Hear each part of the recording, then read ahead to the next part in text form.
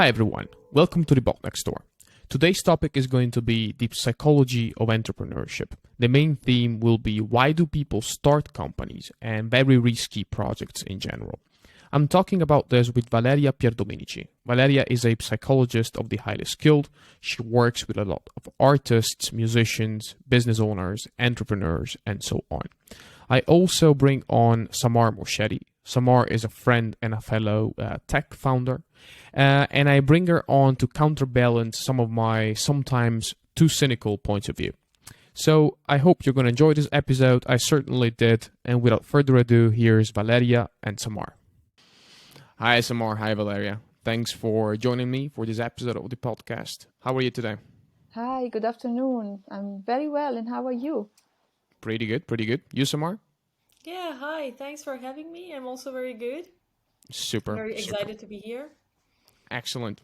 All right. Indeed. So I usually start with a very hard question, and today the topic of the episode is about the psychology of entrepreneurship. So why do people start companies and risky, high risk projects in general? So so that's actually the first question. Why do people do this with all the high risk situations that you can put yourself in? And Samar started a company, I think 2 years ago, right? Yeah. So maybe you can tell us something about your personal experience. I can also pitch in with my own, and then maybe Valeria, you can expand on what our personal experiences are. Of course. Does that sound good? Yes. Yeah, Very that's great. interesting. Yes. All right. Okay, Samar. Yeah, I can start. What I what I realized is that it was always in back of my mind that I wanted to start building something. So building something from scratch was very interesting for me. I used to work for other companies. I used to see that there are some stuff that they are not working, and I was like, what if I had the autonomy that I could make some changes? What if I was that leader that I could make some changes? And I could see that if some stuff could be differently, people would feel different at work. And so I had these thoughts in the back of my mind, of course, always. But I think what ignited that maybe that's a good time for me to start something was just that at the end of the MBA, I studied an MBA in Tilburg University, and I was like, okay, I just quit my job. I started an MBA. I'm finishing it. Maybe that's the right time to start something from scratch. And what I like about it is that, as you said, there's a lot of risks involved, but I always like it because it helped me to challenge myself. I personally enjoy it.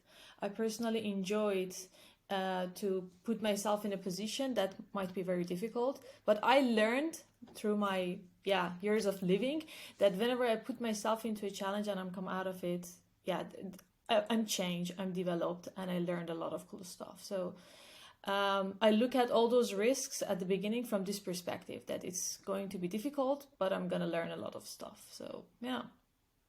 So learning is essential here. Yeah, definitely. Learning, yeah. And I think that's very important. Personal development. Personal development, yeah. Yeah. And I think I share that view, but it's somehow something that I'm like, if I look back at experiences that I've lived, I'm like, okay, I'm glad that I had that because it gave me the opportunity to learn ABC. But, and I think we talked about it in the past, Samar, I don't think it's the way that I plan for the future. So for me, the reason to start a company is much more cynical. It's sad to say, but it's also... I try to be honest with myself. I think it's like a way to stand out somehow, to prove to myself that, wow, man, you can make it, right? That kind of thing. I like to think about it in terms of being a special monkey somehow, an outstanding monkey, which is very cynical maybe, but I also think it's very human. Maybe Valeria, you can shed some light on that. Yeah. Of course, it would be very interesting also to know in what you have built your own business, so maybe you can give more details about it, in which field. We spoke about that before, but that is also important. I think, of course, we are all now interpreting actions, and we have to start from the point of view that actually actions also come from our own body. So we have certain needs that are also physical, that are also, let's say, existential, that are not rational in starting a company. And basically what you are elaborating is important, but since we are born, we are building something new. Actually, we are a product that is new, that never existed before. So it is, I think, in our genes, the idea to progress, to do something new, to grow. And it is a spontaneous mechanism. And sometimes when you enter a company and you go working in a business that is not yours, but is somebody else's business, then if the company is not able to continue this process of learning, to continue this process of growth within the company, then of course this deep desire of becoming who you really are, or bring in the world what you really want to bring, is a bit of a dance between existentialism and realism. So the practical world has certain needs. We have to eat, we have to pay the bills, we have to provide security for ourselves or our family, but there is no security if there is no health. And health comes from mental health, so to produce something you like, to do something you like, and also physical health. For example, there are bodies that if they sit all day, they would die at the age of 40 or 45 because of how they are built. And other bodies that they are very happy to stay sit all the time. So I think there has to be an even more practical analysis. Do I want to move? Do I want to stand up? Do I want to work with my hands? Do I want to? And then the business, or you call it like that, Carl Gustav Jung call it individuation. So to become who you really are in the world and give to the world something that is missing and is only you can give. Then this process that sounds very complex is quite simple and is done by steps that included the mind, the body, and a bit of existentialism, I suppose. Who I am, where do I want to go, and how can I do it? Of course, we are all coming from other countries, I understand, and we all moved into another countries even. So this is already a search for achieving something new, I suppose. Otherwise, we would have been all sitting in our grandparents' house or in our comfort zone.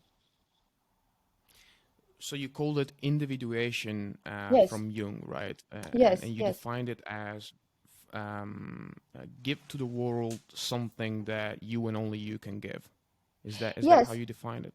yes. Basically, is like being a seed, and if I am a seed of a tall plant with a lot of leaves, I have to first of all find out which kind of self I have, if we want to speak in more, let's say, technical word, and then I need to grow as that self is.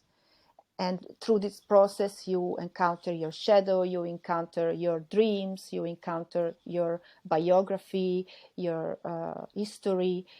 And of course, opening a business is a very complicated process. So, in one hand, there is the cynic side. I need to pay my bills. I want to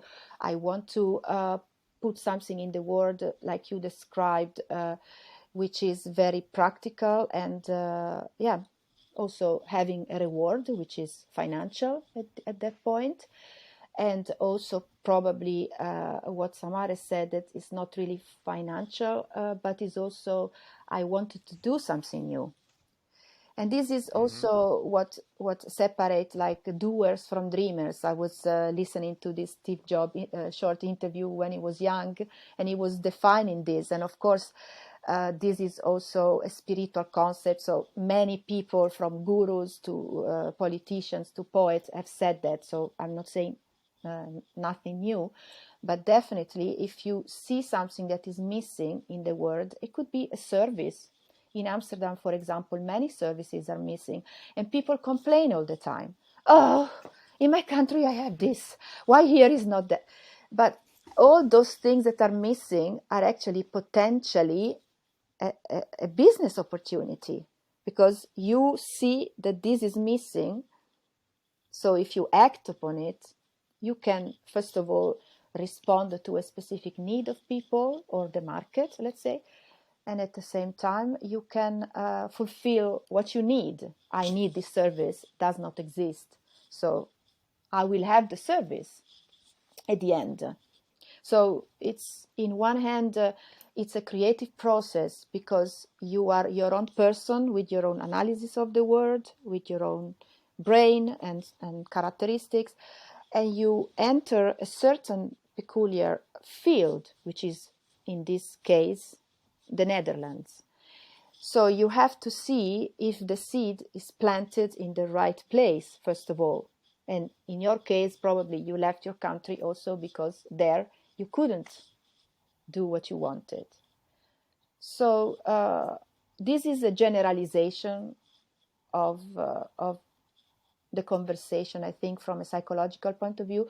Maybe you could ask me questions, or I would ask a question to you guys. How did it start, the first step, maybe, and in action? Maybe before that, I think we touched already on a lot of things that I Yeah. find very fascinating. So, Yeah, exactly. maybe some more you can also comment on that. Like the Yeah, mind. actually, one of them that I really could really connect was the part that you said we are perhaps we want to build something that is missing, and when I can reflect it on myself, that yeah, for me it was, I had this inner talks with myself that what I was missing in my own context was having some role models that I feel close to them, that you can do it. You, as an Iranian woman, you can make it, you can do it, and you can build something like this, and you can be inspiration for other people to just embark on this journey. Because I think at the end, it doesn't matter if you success or you fail. Embarking on this journey, it's very good and healthy for society as well. The more number of people can embark on this journey, of course, there are more number of people that the others, younger generations, can look up and see that, okay, yeah, I can do that. I can also learn from it, and I can also develop myself in this field. For me, that part actually was missing, and I was feeling that maybe I can be that person, because I see in myself that I can take the risk. I see in myself that I like to challenge myself, and maybe I can be that part that I can start it. And actually, it was a little bit fulfilled when I had interns at my startup, or when I had students when they were doing some sort of business projects with us, and they were asking me and they were looking up to me. Of course, it was very fulfilling to see that. That's also, so it's not a service, it's not a product, but that's something really missing. At least in my context, it was really missing. Yes.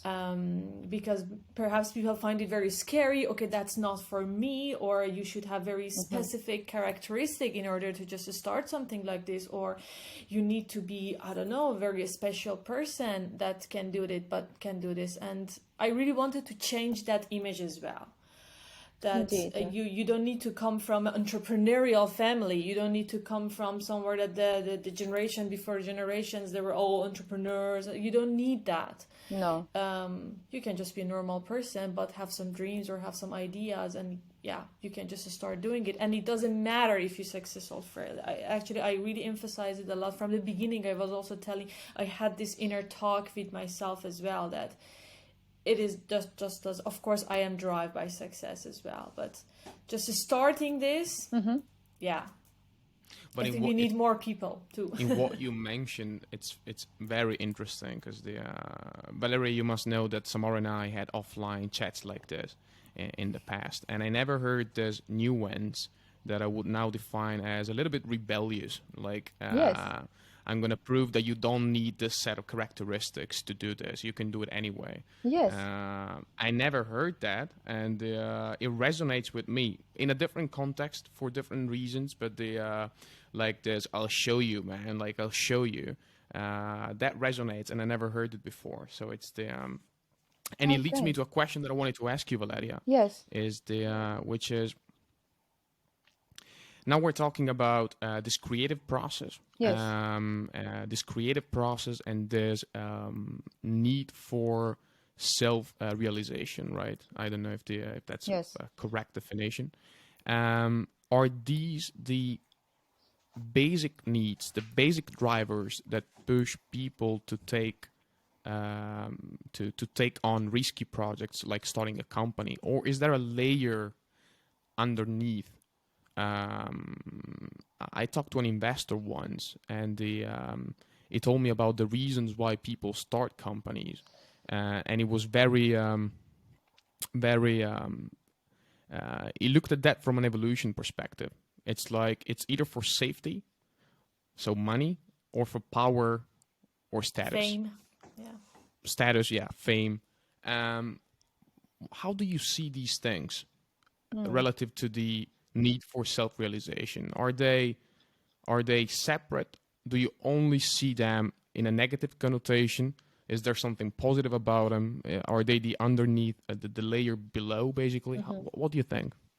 Well, for sure, there are explanations for that specific person, and that in fact is an investor. So, to be an investor, if you don't think in that way, you cannot succeed. So, this is a perfect recipe for an investor.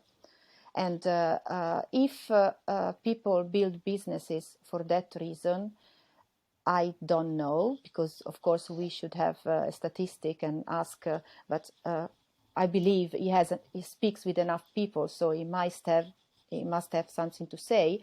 He might have something to say. At the same time, I think it's much simpler than that, because most of the times people start something because they like it, and then they find out that their work values a lot of money, and then don't even know why. Think of the children that start something on I don't know, platforms, and then find out that their NFT values billions of euros. And so I think it starts, maybe I say something simple that again is not mine, but you might have heard many times, but it's more like the principle of feeling accomplished. So if you wake up in the morning, you make your own bed, you have consciousness about it. I'm doing this because it's good for me to have a clean house when I come back. And then I go and make a coffee. I mean, as an Italian, I would not wake up without the coffee, but I'm sure whatever, tea and eggs and beans, whatever, you make breakfast. So you need to feel accomplished. And I've lived together with an artist. We have been partners for some years, and his name is René Frese, and he died a couple of months ago. He was still my friend, and I learned a lot from a simple artist, a painter, that actually succeeded a lot in his life. And how he succeeded: I have an idea, I put it on paper, I think about it for a couple of minutes, and I act upon it. So here in Holland, we learn that if you want to have a sunny day, you have to go out when it's sunny. You cannot wait 2 o'clock, 3 o'clock. So the concept is a sunny day, is sunny now, I act now. So I think we have lost a little bit this with the idea of planning, that for the human being, it's important to feel accomplished in every little things you do. And sometimes when you go to work for an office for somebody else, you waste a lot of time. I mean, there are a lot of actions, but they are a bit meaningless. They make you feel that you have the year review and that you have succeeded in the year review, but they don't really give you an explanation of what is actually that task for. And we all need to create, basically. It is in our mind and in our genes. So I don't know if I answered your question. Maybe you can ask me again, so I try to double check if so. The taken from this artist was act upon your idea now, because if you have got that idea comes from somewhere and you catched it, and you have to do something about it. Then during the process, if you have courage, like Samar says, you need courage, you need to want to stand out. I think stand out is a consequence of courage, but the main power is, I really want to do this today.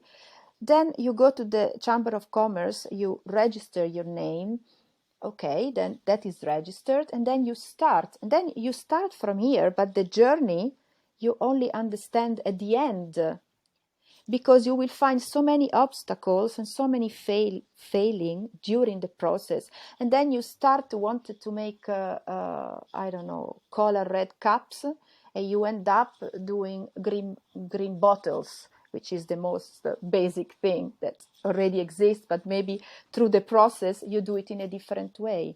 So I think I don't want to be too mystical, but I think there is a sort of a natural process in the human being that is needed, and it is create.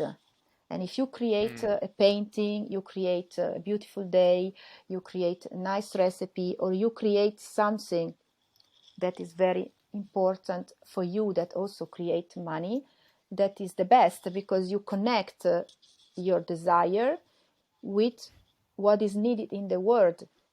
And I work a lot with people who find their own business through their biography. For example, they don't know what to do in their life, haven't found the direction, they have a job they don't like, and then they start talking. And we also mentioned the idea of the burnout, for example, which is reaching the maximum meaningless position in life in which the body and the mind collapses completely. But basically, if you go through the biography of the person, most of the time is written already there. For example, I don't know, Samar, if in your family history, or when you were a child, if you thought, yeah, I want to be more visible, as simple as that. Or Niccolo, I don't know, I want to have more structure, I want to be independent, for example. And being independent means also financially independent. Because if you work for a company, the company closes, you're not financially independent anymore. And we talk about risks. We think that opening a company is a high risk, but we risk our life every single day by cycling through Amsterdam. So why building a company should be a risk, I suppose. But this is my take. But for example, if you go in the family history, and then this woman start to speak with the inner child, and in the inner child, we speak about a strawberry jam that the grandmother was doing, and the whole village liked, and everybody bought it and eat it. And oh, I still actually have this recipe. Call the mother, call the father, where is this recipe? And then you start producing your strawberry jam through your biography, basically. But if you don't go there, sometimes you think you have no resources, but you actually have. Yeah, this part I really can connect, and that's very true. It's because the question that Nicolo asked is that why people start doing this, and I think it can be a very good angle to look at, that we do it because of what we have experienced in the past and what we learned while we were a kid, or what we wanted to achieve while we were younger, or a kid. So I think it is really rooted to those days as well. It is not the only reason, but it's an interesting angle to look at. Of I can course. really relate with that part as well. Yeah. Yes. And there was something else you mentioned that I really like. It was that the good thing about start something for yourself or by your own is that you don't need to wait for others' permission. So, for example, I'm working for a company. I have this idea, but I have to go through a lot of processes. A lot of people think about it, reconsidering it. But when you are building your own business, of course, you're going to face some limitations in another way, but at least you have a lot of control to put whatever you think need to be done on practice and act on it. Of course, you Yes. might fail as well. You might make mistakes, For of course, sure. For but sure. it is faster. It is faster because you have a lot of control over it. Yes. So these two things, I can really relate with that. Yes, I think also life shows you a bit the ways on how to do things. For example, the reason why I started to specialize in the psychologies of artists is because I through this partner, and also as a painter, I was in contact with many artists, choreographers, theater makers. They were I would say, sort of genius, because they had a perspective of life that was incredible. At the same time, they had barely the minimum wage to survive. And I was thinking that is due to mental health, because the art process is very deep, is very complicated. It takes a lot of energy, and it's easy to go in directions which are for the mental health very risky, because to create art you are always on the borderline between psychosis and neurosis. So neurosis is the way we adapt to reality, and psychosis is losing ourselves into madness. And of course, creative people are, not all of them, but extremely creative people, let's say filmmakers, researcher in art, they push themselves to limits, and also see the process of painting, and then how tired a painter is after. So I realized that these people would have gone to the medical system, and they would find psychiatrists or psychologists which who applied method and would completely stop this creative process. Because if you take medication, they make you sleep, and a painter is only basically painting at night, then why do you give sleeping pills to someone that actually is creative only at night? So you have to advise this person to sleep during the day, which is a basic thing. But of course, there is a lot of shame if somebody only is creative at night and then feel, oh, I should sleep at night. No, because the doctor told me I should. So it's a simple example, but there are intellectuals that have certain habits and they can't live without those habits. Or sculpturists that have pain in their hands, so they have to stop doing their business because their hands don't take them anymore. But if you guide them on how to use their body, you can balance it. And then if you give medication, the person just stops. And same thing with the burnout. With the burnout, if the person reach a point of the burnout, it means that all the lifestyle before have been built to reach this point. So you have to work in the whole lifestyle, because if you give only the antidepressant, for example, then the person continue doing the same life, because people ask, I want to continue do my life. I want myself how I was before. And my answer is, how you were before led you to how you are now, and now you are sick. So I will never put you back on how you were before. Don't ask me that. I can't help you with that. If you want, we can find out what you can do now. And many times opening a business is actually quite healing. Is a cure, because the person will find what they really wanted to do. But it's not for everybody the same, of course. Some people go back to work and they are happy and they just, yes, change a lifestyle. And also, a lot of things. So we touched upon this basic need to create, which I can experience myself, but I would like to. Somehow I am always struggling to make it tangible for myself. Like, what does it mean? Why do I have this? Where is it coming from? And I haven't found an answer. And then you also touched on the search for meaning, which might be associated with this creative process. And now I wanted to go back to something that you mentioned before, like. In the sense, going back to the original question, starting a company, you mentioned, well, a lot of times, kids build something, and then they find out they like it, and then they just continue because it gives them a meaning and pleasure, but I would argue, at least from the entrepreneurs that I met, that's not what happens in the vast majority of no, it's not what happens in the vast majority of cases. I would say, you start a business, you don't make any money, satisfactions are delayed, and it's just and grit will determine Yes. whether you're going to be successful or whether you're going to continue. I think I would like to interrupt you on this because I'm afraid Yes, please. I will forget, Nicola. Basically, Yeah. it's very No. important what you say. It's very important. You touch the core, I think, of the conversation, because you don't start a business to make money. This is I know it sounds crazy what I'm saying, but you have to start a business after you have realized that whatever you are doing is needed.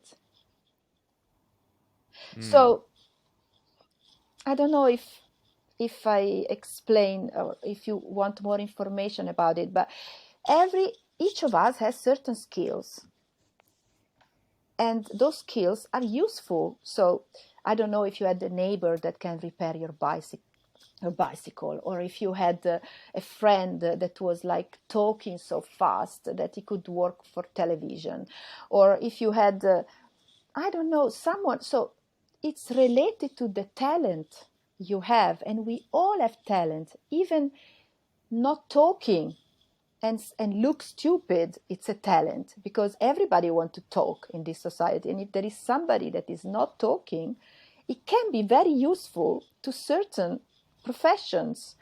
So what I mean is, you first try out what you like doing or your idea. So I don't know, give me an example of something that could be needed. I don't know. I don't know. Good coffee in Amsterdam. Good Good, espresso. good espresso in Amsterdam, and also at the right time, Cheap, because possibly. and cheap Yeah. and cheap. Yes, because they actually open too late for drinking first things in the morning. Okay, good coffee in Amsterdam that is cheap. All right. So you have to kind of have a tryout, which is not opening a business. Yeah, if you want, you have your KVK, but you don't need to open it. Your how do you call it in English? VAT number, but you can easily start. You can start the market and see if your people like your coffee, and do it in your neighborhood, and do it in situations that are less risky, and then people tell you, oh, disgusting. So you know already.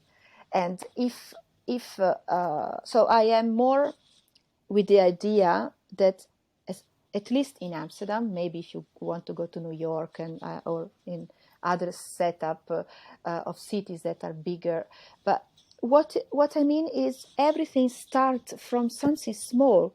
If you open a business and a shop, yes, where I live, there is in front of my studio somebody who opened a massage center. Okay, they close after 2 years. So you cannot assume that people will come to you for a massage. First of all, you have to massage. Then you realize step by step that you are good at that. Then people ask you more and more. And then you need to open a business, because you have people asking. This is my perspective, but of course, this is one of the point of view. And this is maybe more on a deeper meaning of what we are doing every day. Yes, there are people that are good with plants.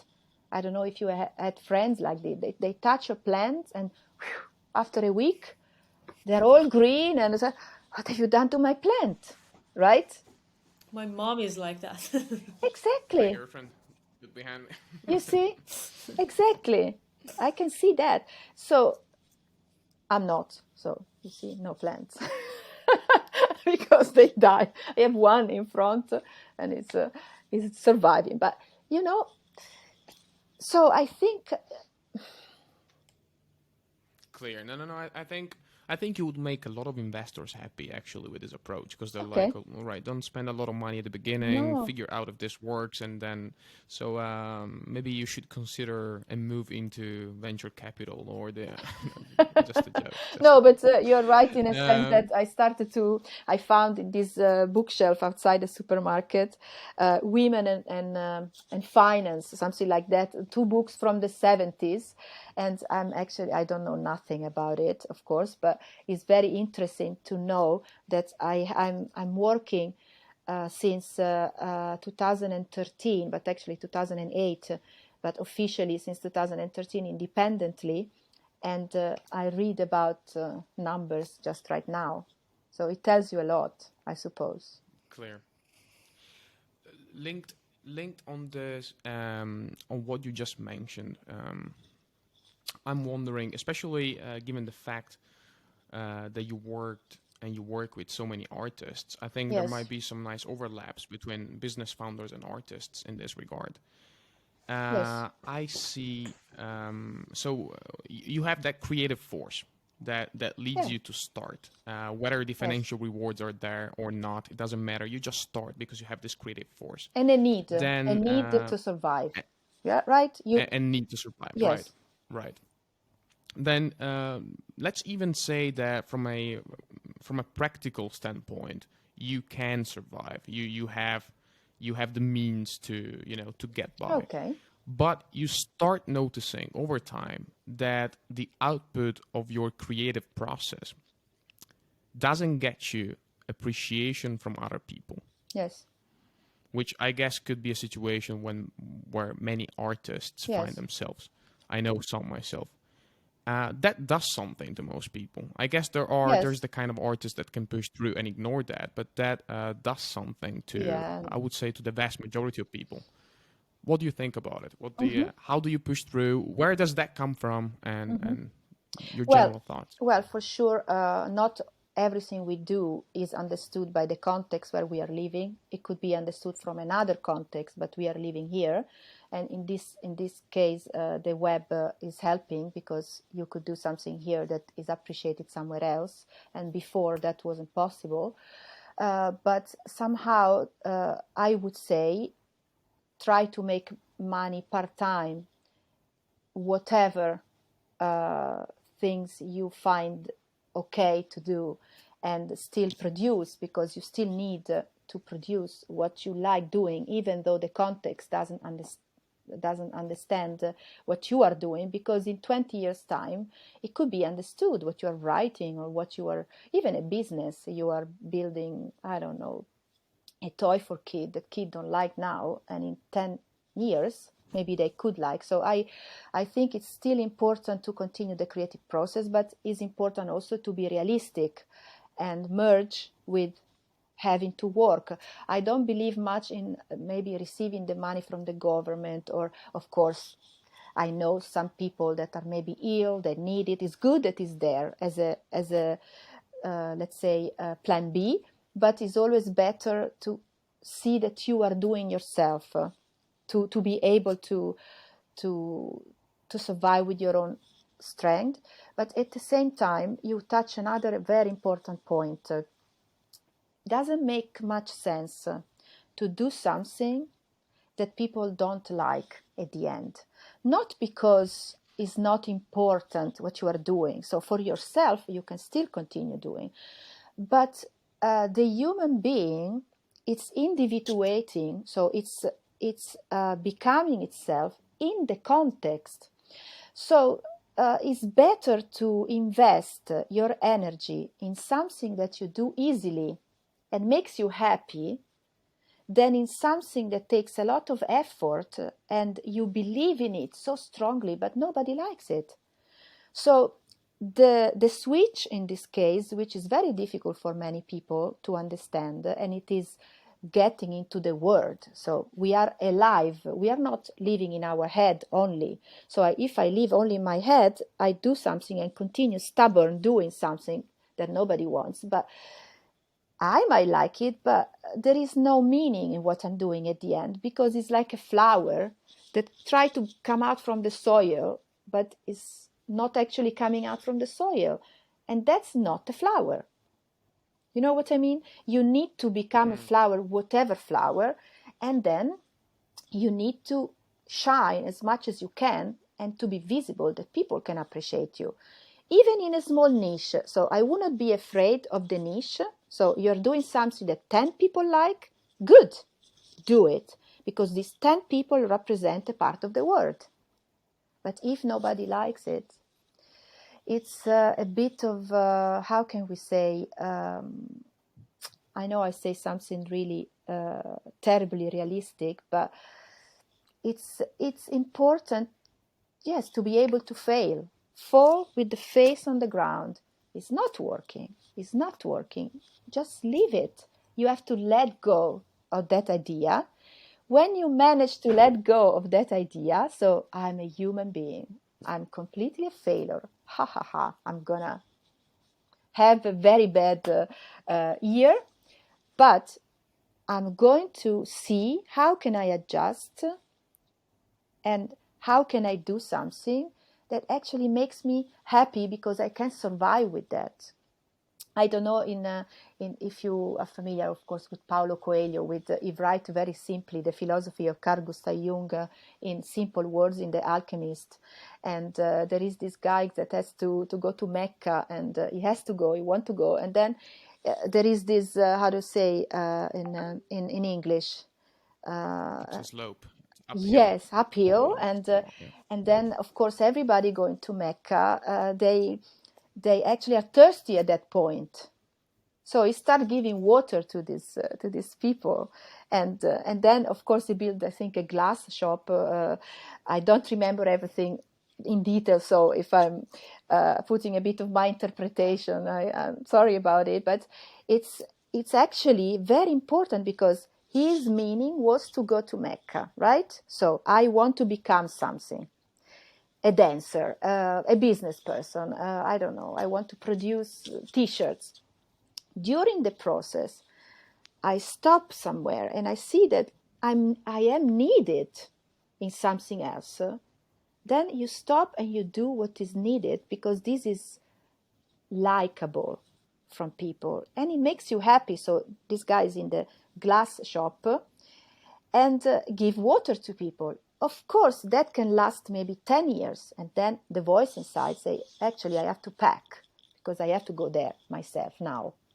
So I cannot say if that it will stay forever, or for 10 years only, or for a limited time. But at the same time, you are surviving with the great idea that you found yourself in the journey.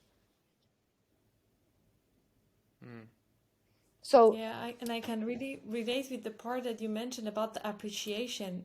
Of course, one part of appreciation, if whatever you are doing, people like it, it is one part of the appreciation. yeah, But it also, you need to, yeah, if I can reflect on a startup word, for example, because as Nicola said, it is at the beginning very hard. You need to be able to receive some signals of appreciation and recognition somewhere. Somewhere you need to receive yes, it. yes, Otherwise, then you yes. You think have to that, ask. okay, why am I doing? Yes, Yeah, yes, that's true. then, yeah, And it's terrifying. I think it's foundationally true. But compared maybe to a peaceful narrative, compared to a more easy to accept narrative, it's terrifying that your sense of meaning is to a large extent, maybe not 100%, but to a large extent in the hands of somebody that can or can't, that will or won't appreciate you, recognize you. Yes, Um, yes. I think there are many narratives that go against that, right? Like Yes, of course. maybe to quote the most traditional one, it doesn't matter what other people think of you. Hmm. Does it? It I does don't know. matter. We're very It, so yeah. no, it It does does matter, matter. right? Of course, we are yeah, social being. We are here to confront with other people, and it matters. And it matters. And of course, you still need determination, perseverance, and how to say adaptation. Did I say it already?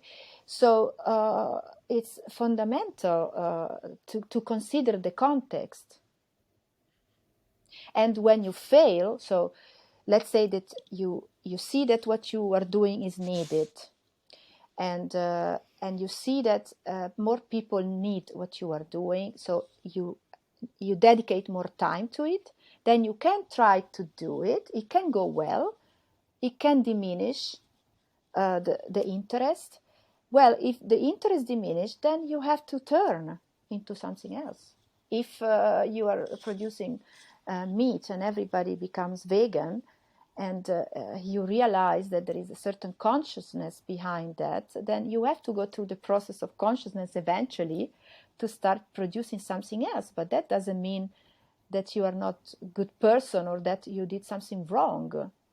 You adapt to what the society is. And if you still want to produce meat, maybe this is a subject that is a bit ethical and it involves too much, let's say ceramic instead of glass, then of course you have to think of what people want. You make me think of this book which is Blu come la notte. I will take it from you, maybe.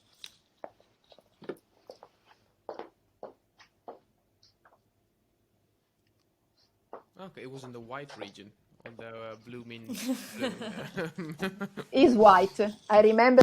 Yeah. So this is, of course, is a Dutch writer, and was done in Delft, and he speaks about this woman that she loves painting, and she started painting ceramics. And then she found out, just because she needed a job, and she asked to, it's a long story. I advise to read it. It's quite interesting. And then this person, the people needed to have this beautiful painted ceramic from China, but they were, of course, very expensive because they were coming from China, and I'm not stimulating the copying other pattern, of course, because it's not, I don't stimulate cultural appropriation, but at the same time, also people who were not rich, they also wanted to have these similar drawings. And she went to the boss and said, listen, I'm going to try. And of course, oh wow, no, this is not Dutch patterns, and this is not our culture, blah blah blah. But at the same time, she sold a lot, because everybody suddenly started to love these patterns. And I think she was the first one realizing that was needed, and how beautiful it is. You start in a direction and then you go in another direction, and why not? And if you stay in that idea, of course, then you lose an opportunity. Conclude that we can, it's fascinating, because I think we can conclude that markets, just like your sense of self-realization, is a negotiation process between what you want to do and what other people want. Yes, exactly.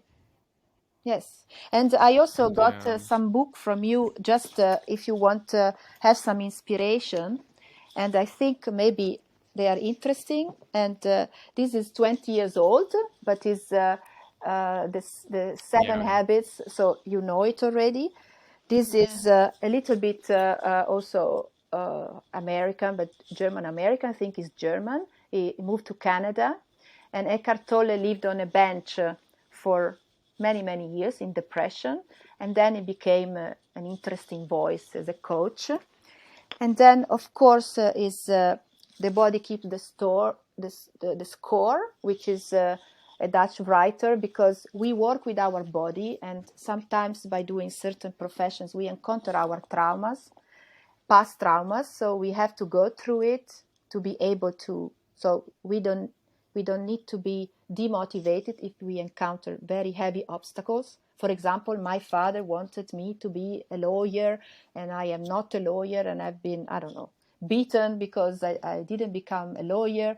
That can also break your business in a sense because of that. And then I have, of course, the artist way, that is very interesting for everyone. Of course, are my favorite, but I'm not paid to show you those books. Just I'm starting to think about it. The Virtue of Nonviolence, because of course I still believe that business has to be ethics, doesn't have to break or ruin nature or hurt anyone. So this is very important. And last but not least, the creative talent. And if you want, I can write you the authors. But yes, I think we can learn a lot from what other people have done as well by reading. Definitely. Yes. I heard on another podcast yesterday that reading is like a conversation with your dead friends, with your best friends that are Yeah. past, basically. A bit dark, a bit grim, but inspiring somehow. Yes. One last question, Valeria. Sure. Then I think we're approaching the end. I stumbled into this concept of the hero journey. Yes. And I thought I don't know much about it, but I thought it resonated with the with the creative process that we talked about, whether that is living as an artist, building a company, something that has a strong creative aspect to it. Can you tell us something about it, the hero journey? Yes. Well, I don't know how it is elaborated nowadays, the hero journey, but of course, in the Jung psychoanalysis, it comes from the archetypes, and he found out that those archetypes are represented in all collective unconscious in all cultures. So he traveled to Africa, to Asia, and he realized that all tribes have the same. So the hero journey, I'm sure, is also included in those archetypes. I'm not sure that each heroes is the one that will produce a business or create a business, because some people can still earn a lot of money and do well in their working life without being visible. Yes, you can see the nurses or doctors that has been quite invisible during the pandemic, and they work double hours, and nobody actually realized. I know in words realized that, but in reality it was completely different. But of course, the hero want to save someone else. The hero want to reach a destination. The hero want to create changes, want to create good changes. So I think it's a good inspiration, because it gives you that drive, that fire, that energy to reach a certain point. But if we forget or lose our power because of competition, somebody can steal you everything, take everything away from you. You can have illnesses, or you can have moments in which you cannot be the hero anymore. That doesn't mean that you lose your power. You just enter another archetype. For example, this happens often in women when they become mothers, and they have to put aside this individual journey and stop for a moment, for a period of time. And that many people think, oh wow, I stop all my process, that's not fair. But instead, during the non-hero process, you enter another archetype, and in that archetype you can incubate certain skills which they will be fundamental for your future next steps. So I think it's very important to remember that. What's the use in modern psychology, or let's say everyday's life, for these archetypes? Are these like overarching narratives that are in common to many people, to many lives? Yes.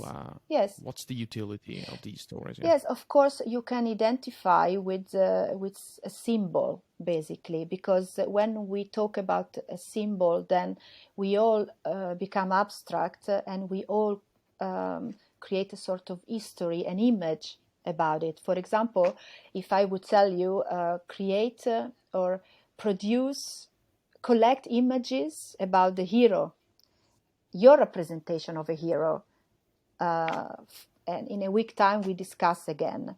I'm sure Niccolo and Samar, you will give me completely different images about it, but taking the same symbols about it. And this helps us communicating.